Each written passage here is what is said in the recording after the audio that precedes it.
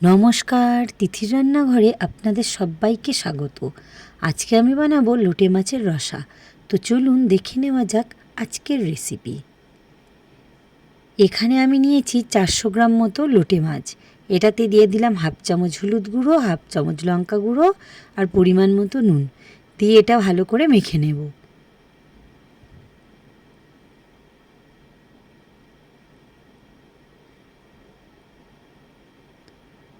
এদিকে গ্যাসের চুলায় একটা কড়াই বসিয়ে তাতে নিয়ে নেব সর্ষের তেল।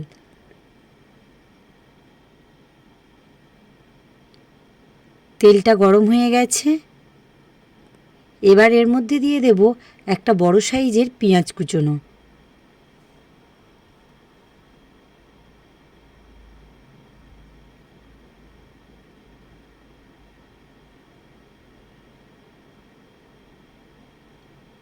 পেঁয়াজটাকে ভালো করে ভেজে নেব।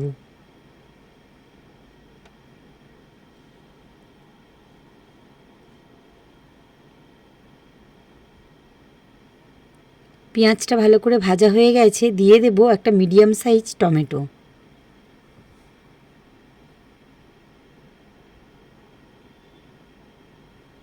এবার দিয়ে দেব পরিমাণ মতো নুন।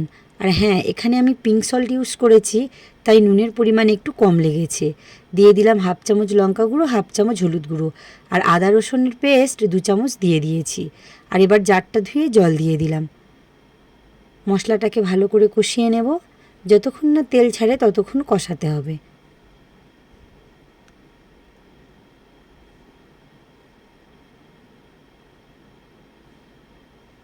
মশলা কষানো হয়ে গেছে, দিয়ে দেব মাছগুলো।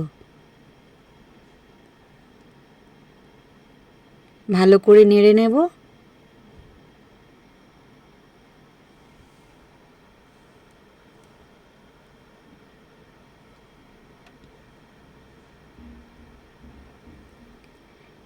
এবার আমি ঢাকা দিয়ে 10 মিনিট রেখে দেব মিডিয়াম আঁচে। এবার ঢাকনাটা খুলে ভালো করে নেড়ে নেব।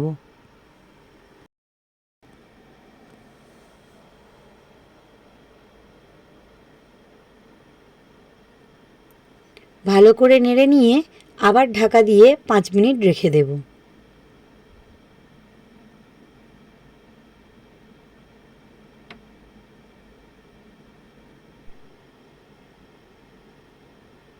ব্যাস, লোটে মাছের রসা রেডি। এবার আমি একটা পাত্রে নামিয়ে নেব।